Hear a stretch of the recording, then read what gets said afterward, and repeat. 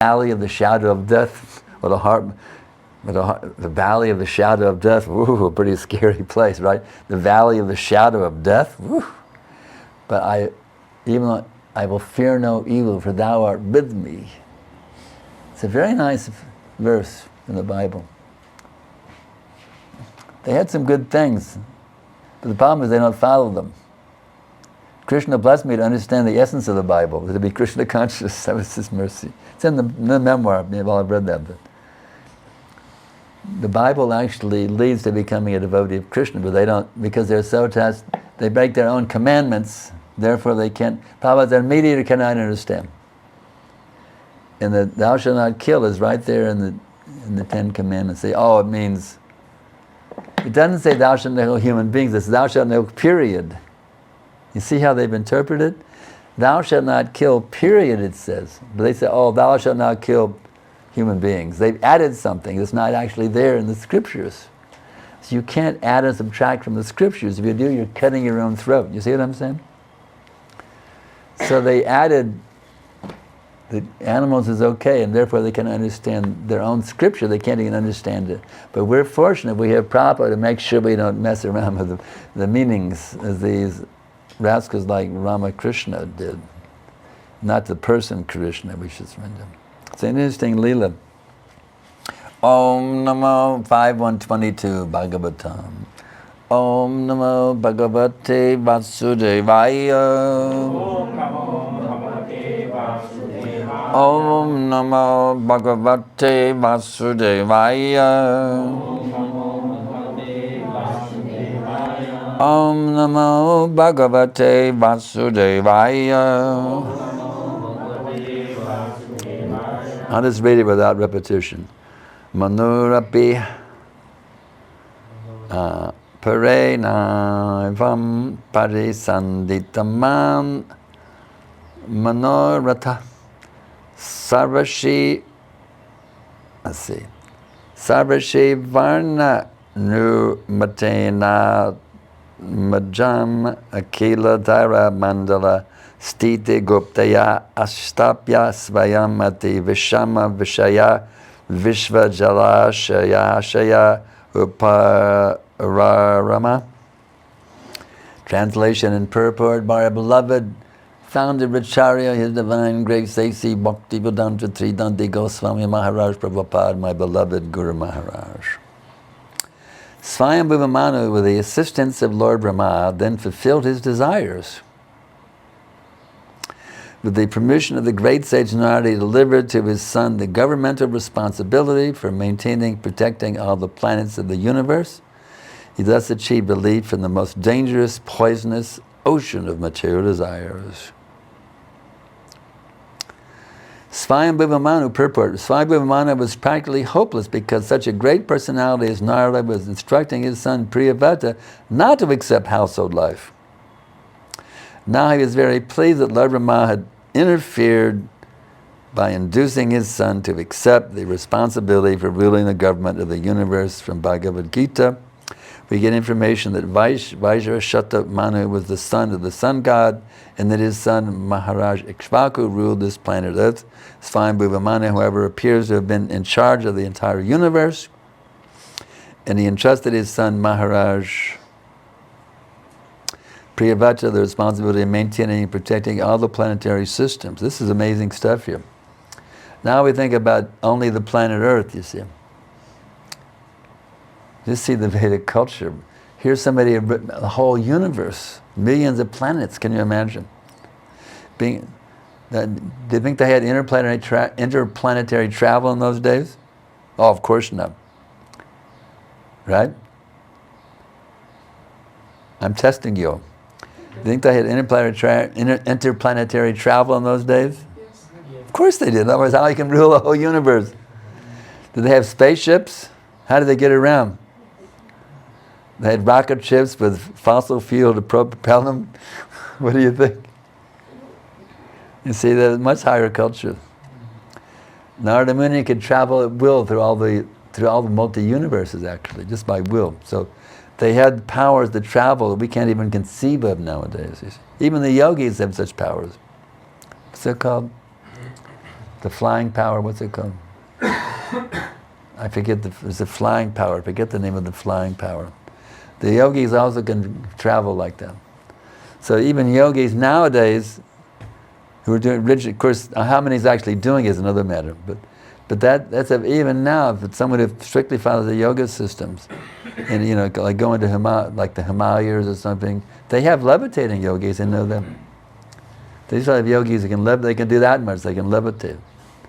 And they have yogis who can Prabhupada described some of the powers of yogis he saw. But anyway, so they had the powers to travel, interplanetary travel was not a problem for them. Even now we have trouble traveling from India to America, to get in a jet plane, you see, to get tickets and go through the security, and you know, such a hassle to travel. Security and the getting into the airport is also a big problem. You got to prove you're a bona fide traveler, you know, you got to show your boarding pass and your ID. That's a hassle, even to travel from country to country. And then where's your passport, where's your visa? Is your visa expired? You know, get out of here. I mean, it's, even traveling from country to country, this planet is very difficult, but they didn't have such difficulties in those days. It's a whole different culture. We can't even conceive of such a culture in the modern day world. But we get some idea from the Bhagavatam.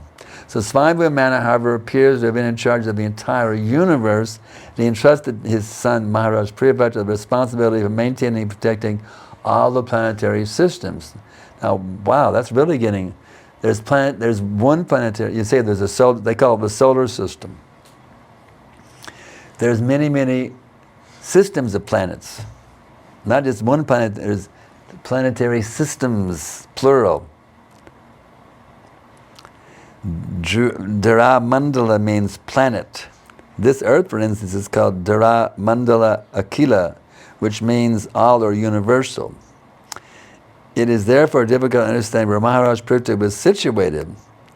But from this literature, his position certainly appears greater than that of Ikshvaku, for he was entrusted with all the planetary systems of the entire universe. Another significant statement is that Swayambhuva Manu took great satisfaction from abnegating the responsibility for ruling all the planetary systems of the universe. That's a whole other thing. And nowadays, politicians are so greedy, they want power, power, power, power, power. Just like this guy Trump, he wants to take over Canada now. He's arguing with Canada that the treaty that established the border between America and the United States is an illegal treaty. He's trying to redefine the border according to his own desire, you see. They're so greedy, power, power, power, power, power, but these most powerful personalities who rule the entire universe weren't even Shastra. They're doing it as a duty only. They're doing it only as a duty, and then as soon as they get out of it, give it to somebody else. They didn't want it. They wanted to be absorbed in higher consciousness, beyond possessions, you see, beyond power. They wanted to go beyond power and prestige and all these mundane things. They went, nadanam janan masundarim. You see, these personalities wanted to negate all that. They did it as a duty only. I don't really want to do it, but somebody has to do it. Okay, I'll do it, you see. But as soon as they get free from it, yes, get free from it. But these politicians, I think want to do it the last dying breath. Unless they give up their bodies, they don't want to give up power, you see. I know there's more examples of that in Prabhupada's teachings, how they don't want to give it up till even the moment of death. Swayambhuva Manu took great satisfaction from abnegating the responsibility for ruling all the planetary systems of the universe. At present, politicians are very eager to take charge of the government, and they engage their men in canvassing from door to door to get votes to win the post of president or a similar exalted office. They make a great endeavor, you see, to get vote. Something that's called demon crazy. Democracy is called demon crazy. You see? So we're the little demons, but for the big demons. You know that other verse, Svavidara ushta karai samstatak parishak pushu navjata karma bato peta jatanamagadagrataha. Those men who are like dogs, hogs, camels, and asses, praise those men who do not listen to the transcendental pastimes of Lord Sri Krishna, the deliverer from all evils. So Prabhupada used this to describe the politicians. He said, when the dogs, hogs, camels, and asses go to vote, who will they vote for? A big dog, a big hog, a big camel, and ass. You see. It's interesting. In the U.S., the symbol for the Democratic Party is an ass, and the Republicans are elephants. They use animals as the symbol of their party. It's interesting. They are animals.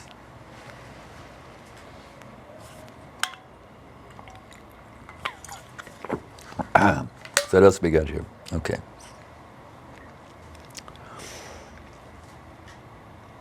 On the contrary, however, herein we find that King Priyavrata had to be persuaded by Lord Brahma to accept the post of emperor of the entire universe. Wow. That's interesting. Lord Brahma was already in charge of the whole place. So why he wanted somebody else to be the emperor? Wasn't he happy being in charge of the whole thing? Lord Brahma is the Lord of the entire universe, isn't it? So why did he want somebody to be the emperor? The same. Step back and just chant Brahma Samhita, you see? Ishvaraha Paramaha Krishna Satchidananda Vigraha Anadir Adir Govinda Sarva Karana Karanam. Lord Brahma was more interested in being Krishna conscious than being the Lord of the universe, you see. Of course, in the beginning, he was polluted, you see. But what happened? He became Krishna conscious, you see. He had a whole vision of the spiritual world. How fortunate we are that Brahma has given us the Brahma Samhita. If you study the Prabhupada, actually, it's interesting, the Prabhupada made a recording of those prayers. And then he said, anybody who's heard this recording must chant these as a regular daily function. If you don't want to do this as a regular daily function, don't listen to the recording. Because if you do, now you're under Prabhupada's order. If you haven't heard it, you're okay. But Guru Maharaj and I both heard it, so we're obliged to follow Prabhupada's instructions. We both chant Brahma Samhitas every day, English and Sanskrit. Of course, you can just read it also, but we've memorized it, which is also, but I'm still brushing up on it sometimes. But it's so many wonderful verses. Wow, it's amazing, the verses there. Brahma's realizations. I really like 542, if I can remember. Ananda Chenmaya Vratatmatayam Manasu Ya Pranidam Pratibadam Smadatam Mupecha Lila Yatena Vivanani Jajashram Govindamadi Purusham Tamaham Bhajami. I worship Govinda, the primeval Lord, in whose praise, whose glory, I worship Govinda, whose glory ever triumphantly dominates the mundane world by the activity of his own master, but whose glory ever triumphantly dominates the mundane world by the activity of his own pastimes, being reflected in the minds of recollecting souls as the transcendental entity of ever blissful cognitive rasa. Talk about high-level realizations. Try to sit down and write some poetry like that. What you've learned about Krishna, see if you can do something like that. We can't even touch him, you see. It's not just some fancy poetry, you see. This is his profound, in-depth realization, being able to see Krishna face to face, even to see the whole spiritual world, all the activities, he could see everything. And he put it into a beautiful Sanskrit poetry. I worship Govinda, the primeval, whose glory ever triumphantly dominates, whose glory ever triumphantly dominates the mundane world by the activity of his own pastimes. That's amazing. That whose glory ever triumphantly dominates the mundane world. How is that? You could say, well, how is that possible? I thought the internet was doing that. You see what I'm saying? How he can make such a claim? Is it some imagination? Whose glory ever triumphantly dominates the mundane world. So I could ask, well, how is it that Krishna's glory is ever triumphantly dominating the mundane world? I could say, well, how's that happening?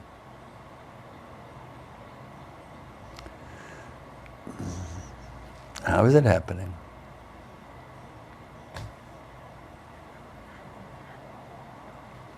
It's happening, we're so dull we can't even see it. That's the problem. It's actually happening, but we're so dull we can't see it. You see.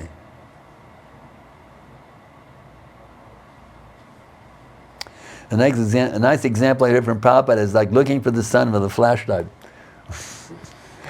Imagine, here's a flashlight. Go see if you can find the sun.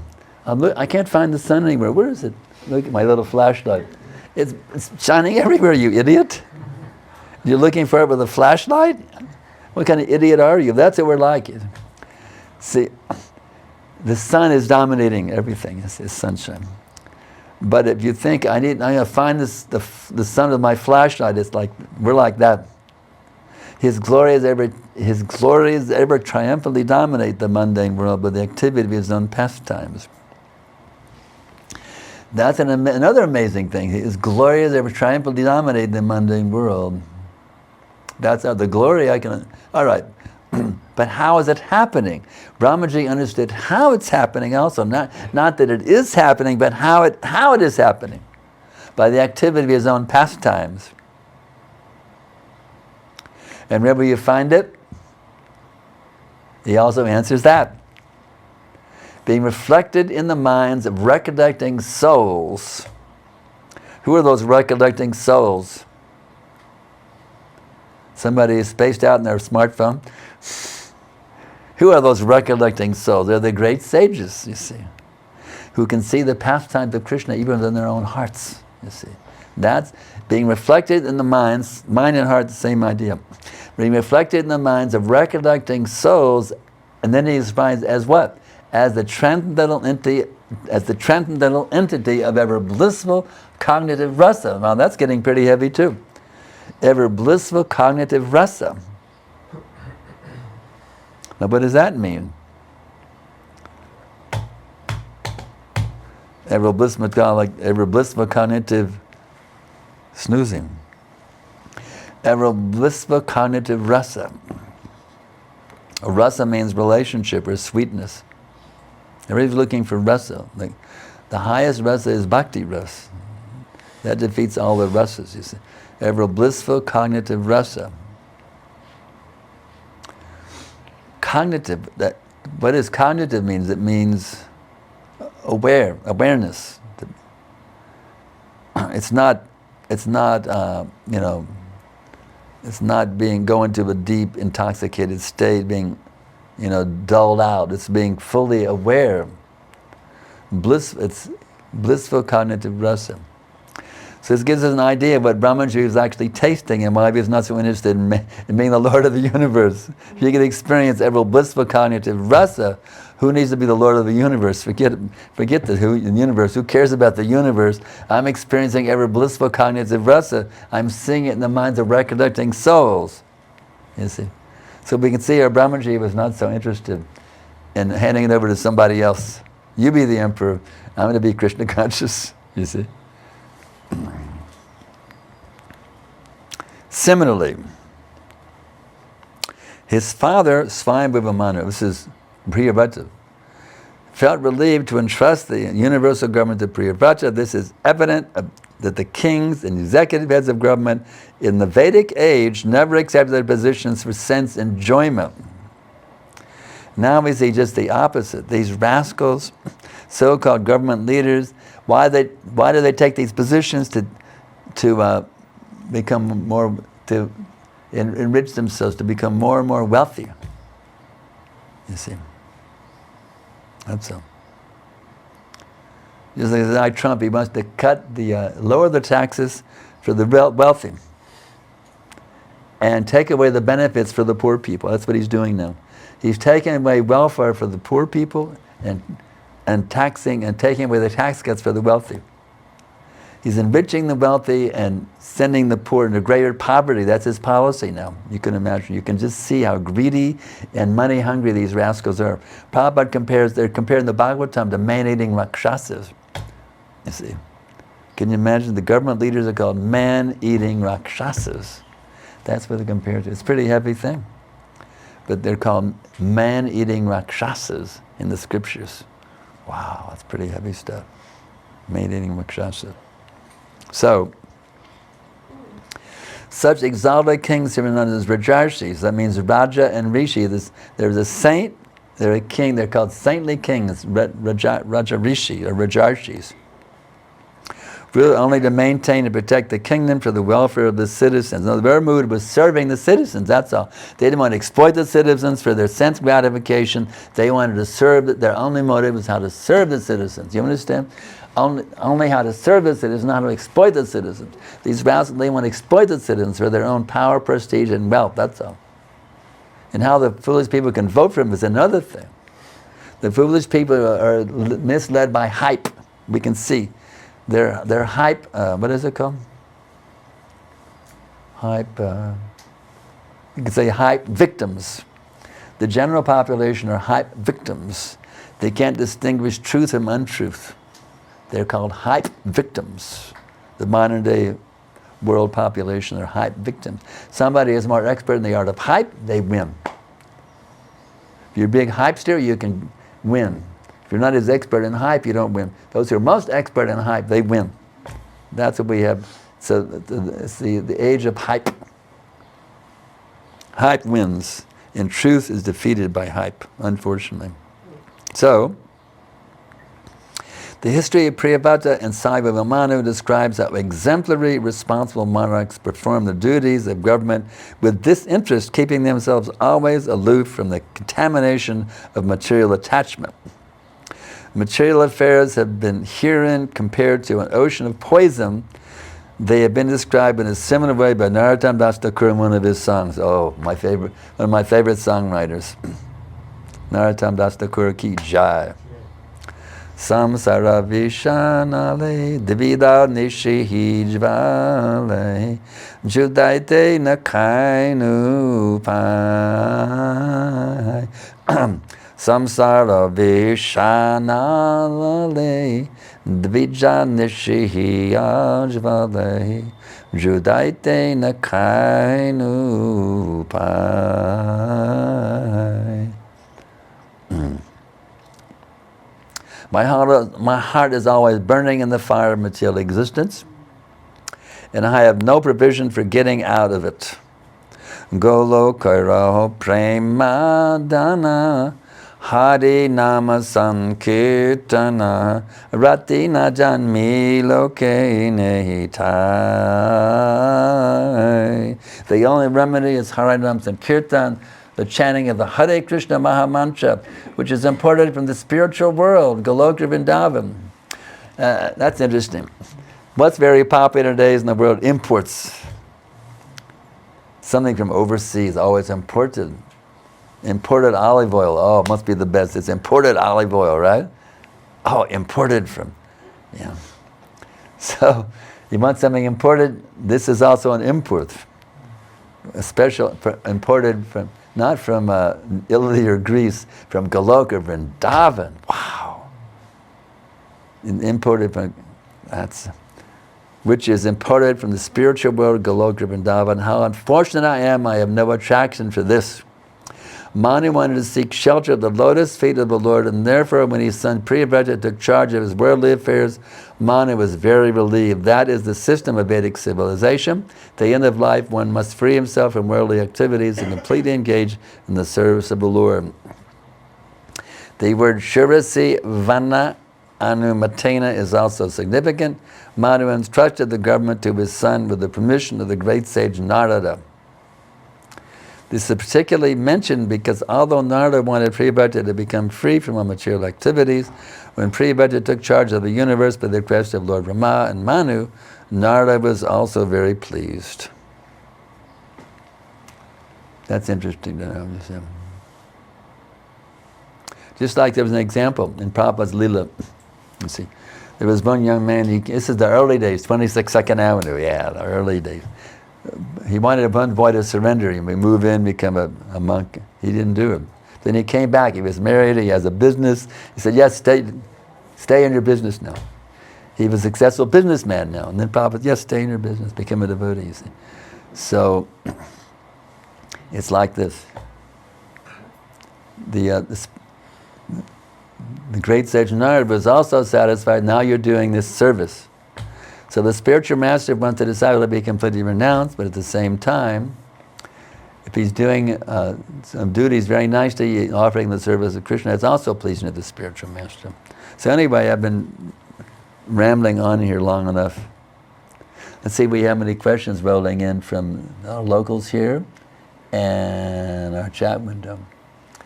Anybody have any additions, subtractions, corrections, complaints, questions? Everything's welcome.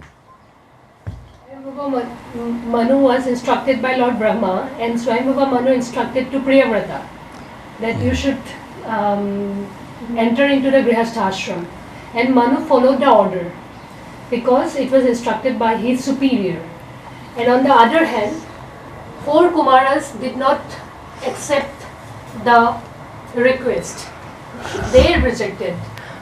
And because that was for a higher purpose.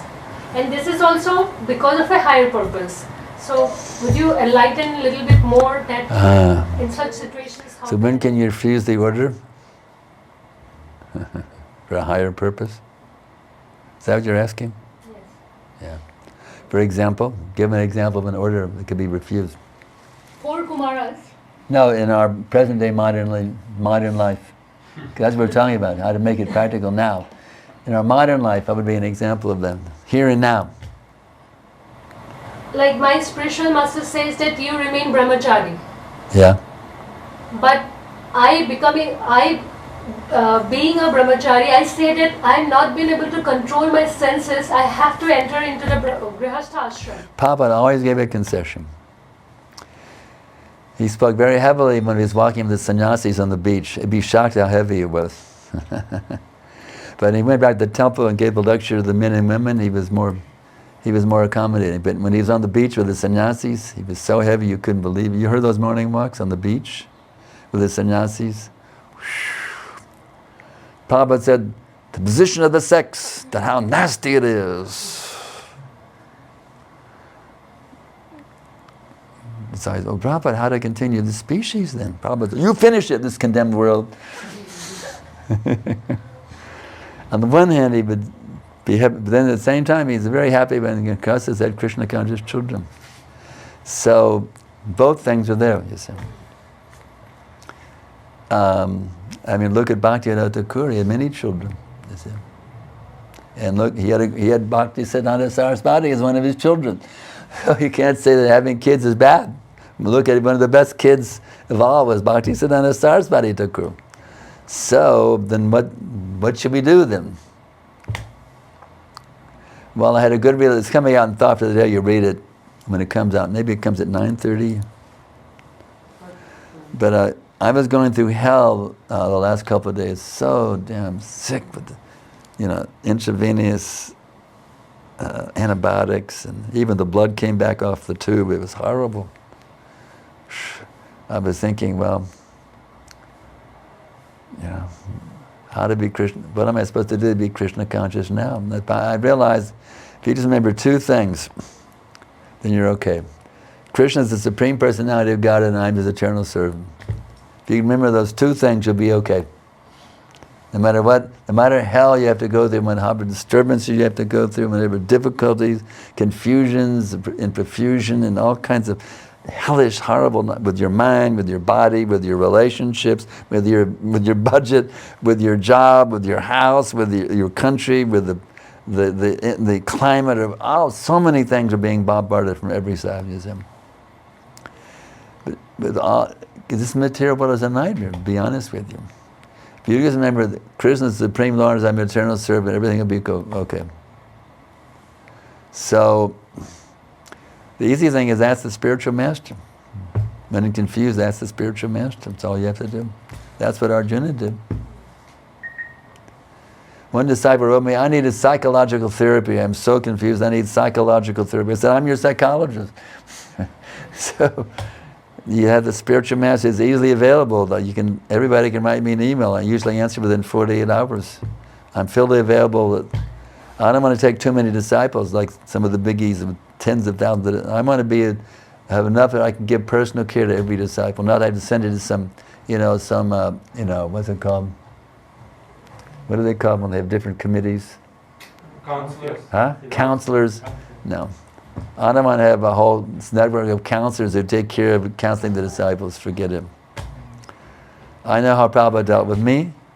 And I'm going to deal with my disciples like Prabhupada dealt with me, otherwise no more disciples. I'm going to cut the limit. You see. Prabhupada, I've told the stories many times that maybe y'all haven't heard it yet. Maybe you did, it's okay to tell it again. But there was Prabhupada had so many disciples. In the beginning, everybody could write Prabhupada a letter and get an answer back. It was so wonderful. You get a little aerogram, and it was signed A.C. Bhakti Swami, my dear so-and-so, and it was typed out by the secretariat, and he signed it, a letter from Prabhupada. A personal letter from Prabhupada. It was so wonderful. But then there was a new policy, and we have so many disciples now, just, ask your GBC and your temple president, don't bother Prabhupada anymore. And I was devastated.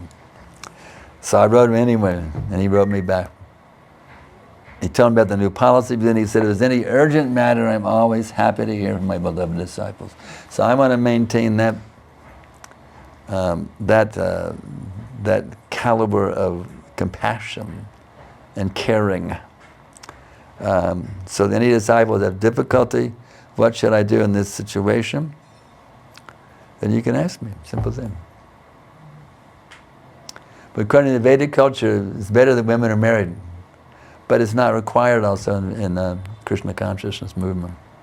But according to Vedic culture, actually, it's an interesting story. According to Vedic culture, women wouldn't get, they would actually not go to the spiritual master. They would take instruction from their husband. And the husband, that was the Vedic system. And as far as women being initiated as Brahmins, no way. That's only for the men to have a thread. And the women weren't even initiated. So, of course, Prabhupada initiated a girl, but became the second initiation. Prabhupada said only the men. And Jadharani and Govindadasi were distraught. We can't be second initiated, only the men. They were like freaking out. Govindadasi stayed back from the ceremony. She refused to go. She was staying 10 blocks away from the ceremony. I'm not going to go. Man, I'm going to protest by not going. And finally she says, I'm going to go here, Prabhupada. She ran 10 blocks to go to the ceremony. She's out of breath. And then Prabhupada said, all right. Because the girls were so angry, he gave second initiation to women also. But the Vedic system is that the women are all married. They don't have a separate status as Brahmins. That was Prabhupada adjusted the modern day situation, preaching according to time, place, and circumstances. Isn't the second initiation? Huh?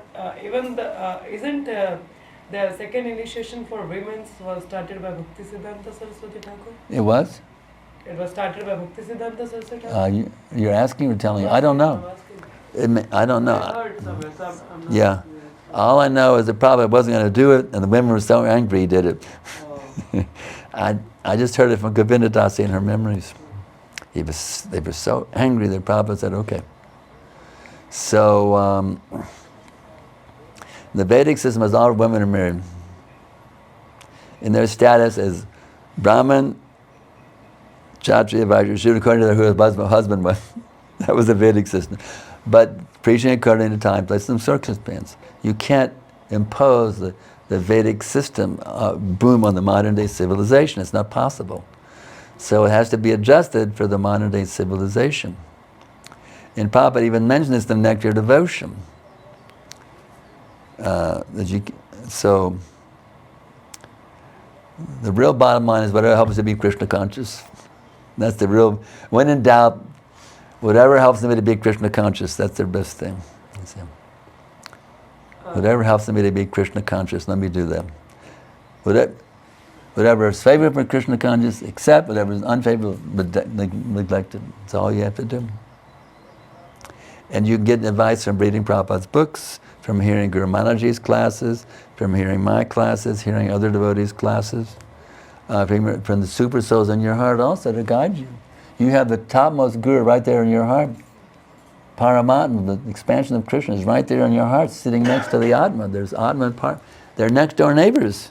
There's not a big wall between them. The only wall is our material desires. So kick out all the material desires and you will know how to perfectly act in every situation. The problem is your material desires, my dear disciple. Your material desires are the problem. Your confusion is not the externals, your confusion is your own lack of Krishna consciousness. So if you can just rise above all the dirt in the heart, then it becomes very clear. Because Krishna is the most intimate, well-wishing friend of every single living entity. He wants the best for you, he knows what is the best for you, and he's willing to guide you and protect you at every minute. We're not these male and female bodies, we're not earth beings, we're none of these things. We're eternal spiritual beings from the spiritual sky, you see. So Krishna will guide us how to use our present material situation in such a way to liberate us from it. And that's the whole point.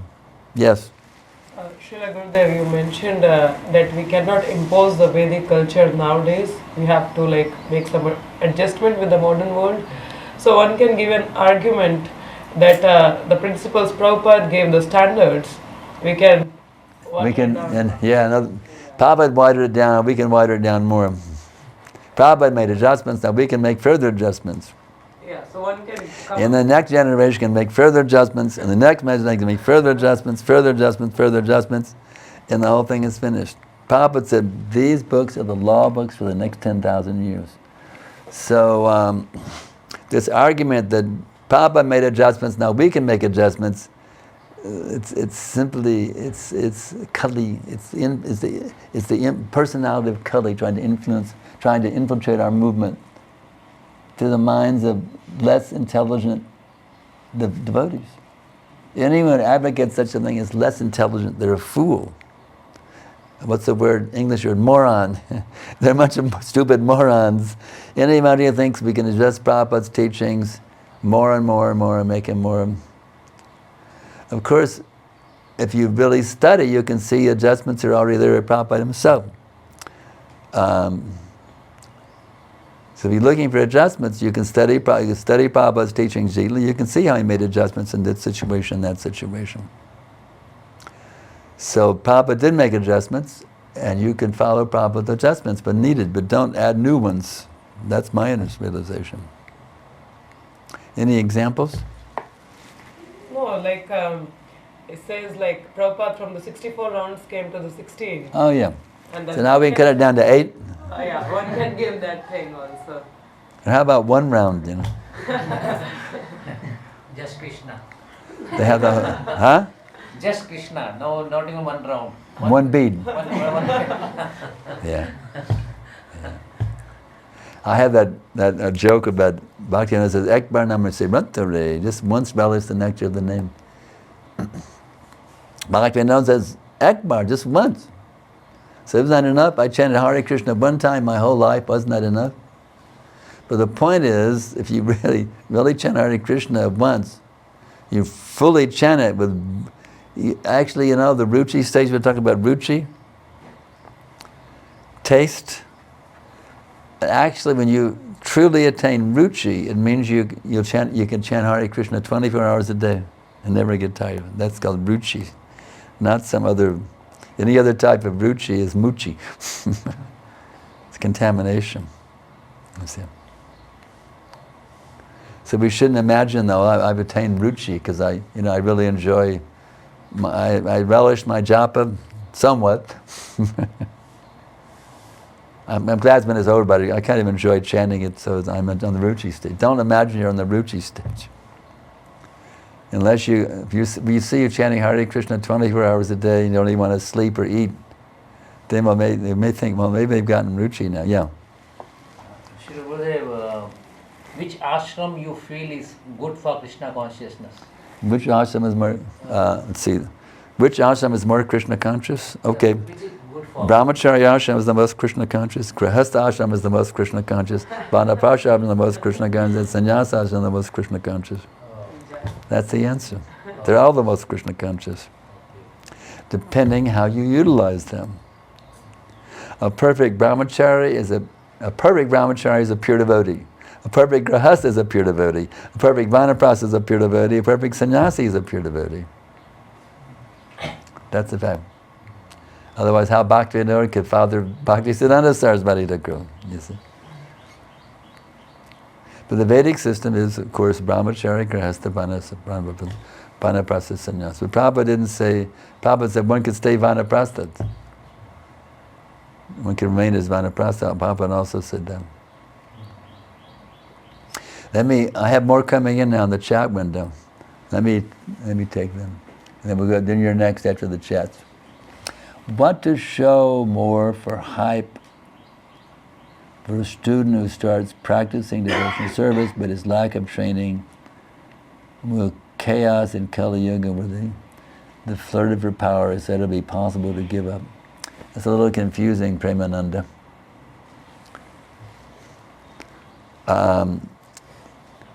If they can't, what's going on in the U.S. is unbelievable hype. We've never seen such horrible hype going on in the politicians. This guy Trump complained that there were immigrants in one town in Indiana who were capturing people's pets and eating them. Complete lie. I don't know where he'd pull a lie just to try to get people to rally him around him, to get emotional, stoke up their emotions. There's a town in Indiana where the immigrants are capturing pets and eating them, people's pets and eating them alive, eating them. A complete lie, just to try to rally, get people's emotions aroused. He tells lie after lie after lie after lie after lie, just to stoke up people's emotions. That's what he's done, and he won the presidency. It's unbelievable. It's shocking, actually, what he's done.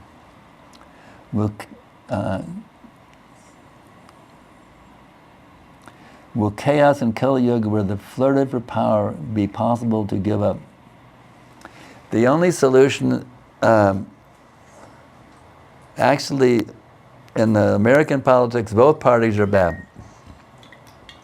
Republicans are full of hype and all kinds of illegal things now, but Democrats are in favor of transgender, lesbian, gay.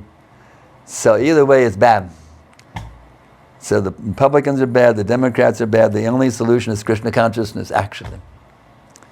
The only solution is the Sankirtan movement. Hare Krishna, Krishna Krishna, Hare Hare, Hare Rama, Rama Rama, Hare. So we don't support the Democrats or the Republicans. We support Lord Chaitanya Mahaprabhu. Sadbuja. Okay. Srila Gurudev, when devotional clothings one wears and Western clothing, can it affect Krishna consciousness when working at a job?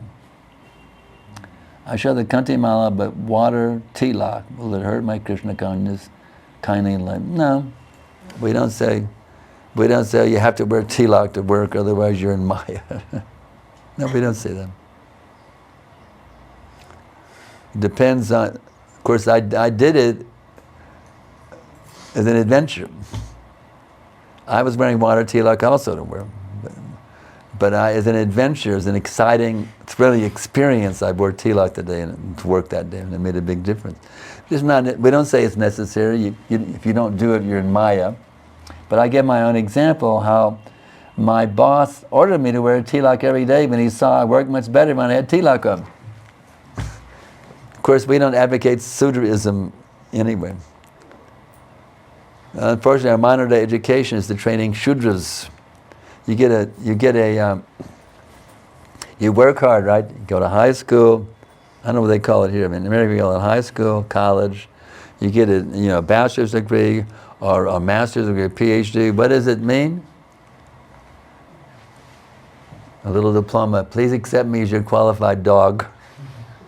You go to the employers, you're wagging your tail, crawling on all fours, I got my PhD degree here. Please accept me as your qualified dog, wagging my tail, you see. That's what these degrees are. That's what they are, to show you're a qualified dog. I worked hard in college and university to get my degree. Now I work hard, like I worked hard to get my degree, I work hard for you also. You prove you can work very hard for a boss by getting your degree. Now, so you prove you can work very hard for a boss in the college, now you can work hard for the boss in the company also. That's you've proven you're a very hard worker by getting your degree. That's all you've done. So anyway, that's another point.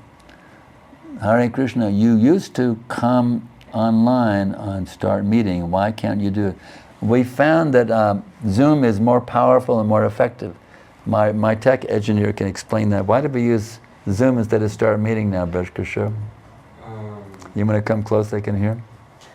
Do you know the answer? Why did we switch to Zoom instead of start meeting? Especially for whereas the classes with microphones, we can get much better sound quality. Before it was not almost very difficult to listen to classes.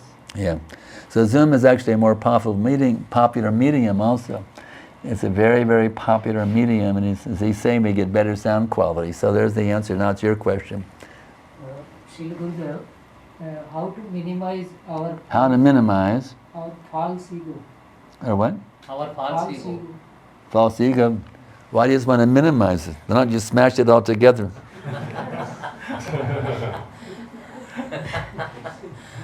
Why are you asking to minimize it? I mean, what kind of idiocy is that? How to It's like, okay, how to minimize my sinful activities a little bit.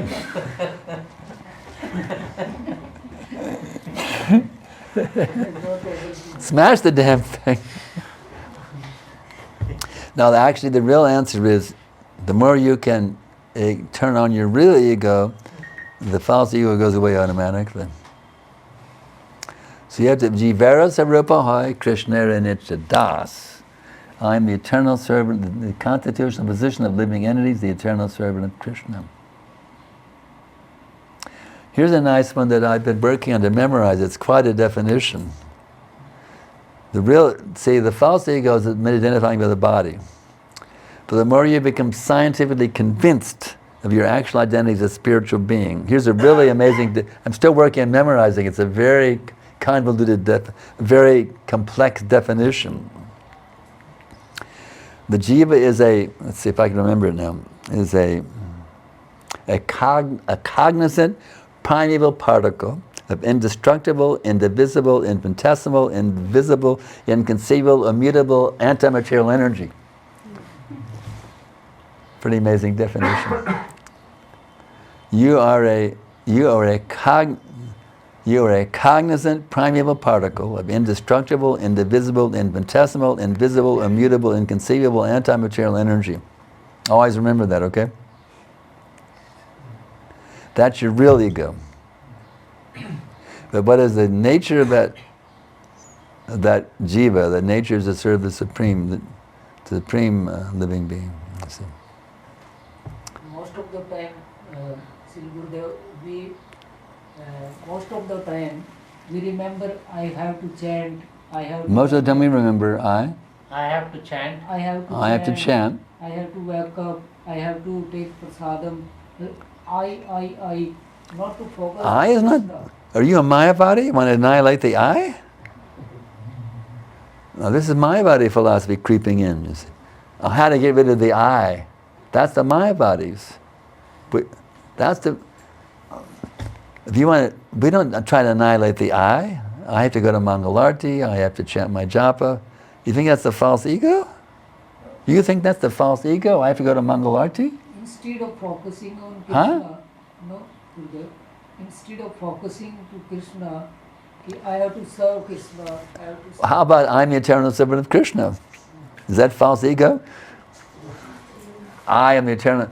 I shouldn't focus on I. The only thing of Krishna is that I don't really exist. Only Krishna exists. Mayavadi philosophy creeping in. You're polluted by Mayavadi philosophy to ask such questions. You got to get free of your Mayavadi contamination. You see? There's nothing wrong with the I, but the I has to be there. Why do we exist? Because Krishna wants us to have rasa with him, loving relationship. So how do I annihilate the I? That's Mayavadi philosophy.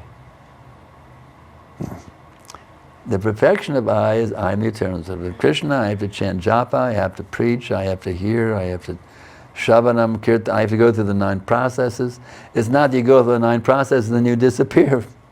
The I is there at every step. Shavanam, kirtanam, Vishnu, smaranam. The I is there at every step. It's not wrong for the I to be there. And you had a question? Here in this purport, The history of Pravarta and Swayambhuva Manu describes how exemplary, responsible monarch My hearing is not so good, and the mask makes it more difficult. performed the duties. Slowly and clearly. Gurudev, in the purport, it is mentioned that history of Priyavarta and That it mentioned that this Swayambhu Manu and Swayambhuva Manu. how exemplary, responsible monarchs perform. I've lost the words now. It's mentioned that Swayambhuva Manu. They are actually responsible monarchs. They perform the duties of government with disinterest. They perform. Can you help me understand what she's asking him? This Oh, okay. You're reading it to me. Okay, good. Now I'll make it easier for you. All right. The history of the Priyavrata and Swayambhuva Manu describes how exemplary, responsible monarchs perform the activities of the government with disinterest, keeping themselves always aloof from the contamination of material attachment. So when we do such, when we do in our office with disinterest, we are not able to perform at all. So we are not able how to perform duties at all. So how to perform this? Are you saying we're contaminated by material attachment? Is that what you're saying? Yes. Okay. So much. Are you asking how to become free from material attachment when we do it? Okay. Yes, Yeah. yes. Well, the my bodies, when they kick out attachment altogether, 18, cut. That's their solution. But our solution is attached, become more and more attached to Krishna. Everything to the spiritual master, to the sadhus, to the holy Dham, Jamuna, Ganga, the Bhagavad Gita, Chaitanya Charitamrita. Our solution become more and more attached. The more you become attached to Krishna, the more your material attachments go away. They go down. You get down to the point of zero eventually. So become more attached to Krishna. Don't worry about material attachments. Of course, the basics you have to kick out: illicit sex, meeting, intoxication, and gambling. Those we cut immediately. Here's an interesting story in this connection. It reminds me. Devotees in New York had never even heard of Jagannath or seen Jagannath.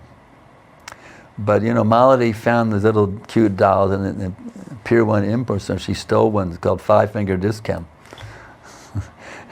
She told her Prabhupada, bow down. Oh, that's Krishna. So were there two others? You got the other. So Sarabhasundar carved 4 sets, and one crate was sent to New York. And devotees were laughing at it. In America, they're called totem poles. The American Indians had these totem poles. You stack up all kinds of weird images on a pole, and they would consider it sacred. Devotees thought it was a totem pole. And they were wondering which one goes on top, in the middle, and the bottom. They think it has to be connected as a big pole. And they were laughing and making fun of it. And Prabhupada came and he says, and that's Lord Jagannath, Lord, bow down. They immediately hit the floor, and Prabhupada, bow down, Prabhupada, ordered them. They immediately bowed down. If they're joking about it now, they bowed down. That's Krishna himself. So we have to take the order coming from Prabhupada himself. You see, bow down. You know, if we haven't, we're making fun. Sometimes our mind minimizes the value of bhakti yoga. We find fault with it. We minimize that. We have a tendency, emotionally at least, not intellectually, or even intellectually too, sometimes, to minimize the whole process because of our material attachments. But then Prabhupada says, bow down. So we just do it. Prabhupada said, bow down, and we do it.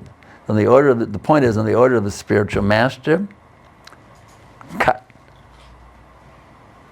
That's another point. The order of the spiritual master, cut.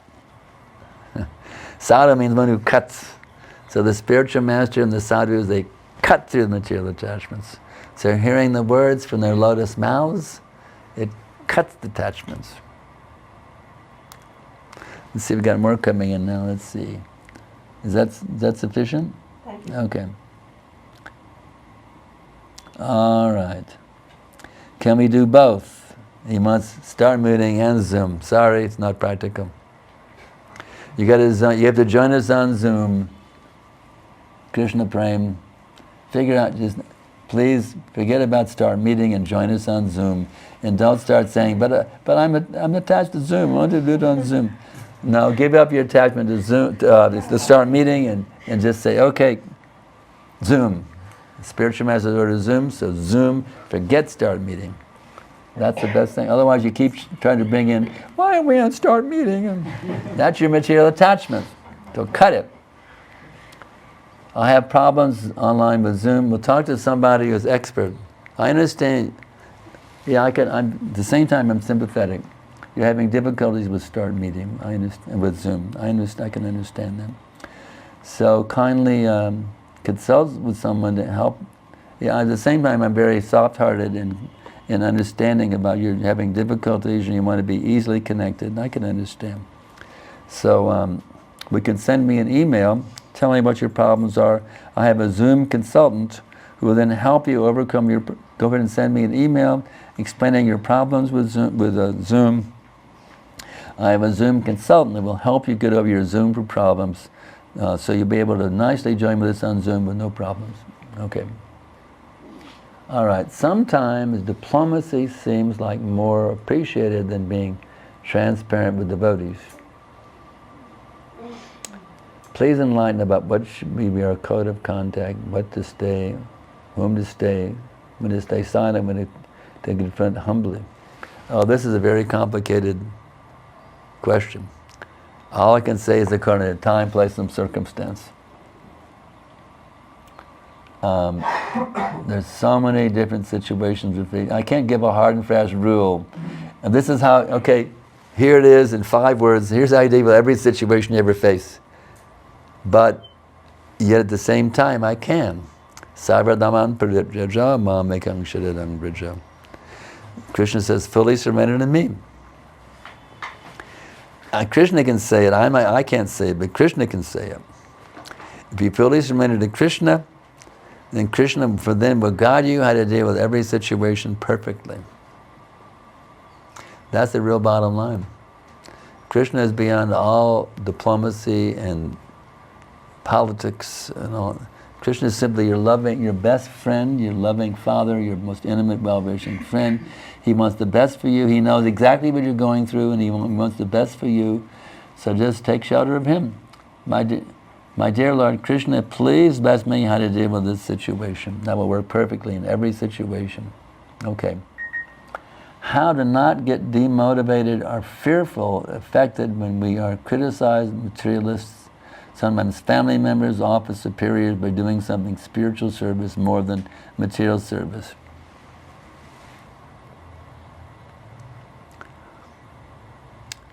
Your boss says, why do you waste your time chanting Hare Krishna? You should spend more time here at your job, you know. Why are you going to go to the temple? I mean, that's a bunch of stupid nonsense, Hinduism or whatever. Why don't you spend more time here working your job instead of wanting to trying to go to the temple or take time off for Janmashtami? Don't you realize how stupid you are? I don't know if they say that in India, but maybe sometimes they do. So how do you deal with that situation when people are critical of your devotional practices?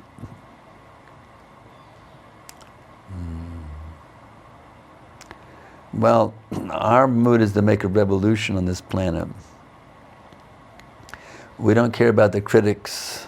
What is that? Oh yeah, here's a good saying. The dogs may bark, the caravan will pass. These people are just barking dogs. Woof, woof, woof.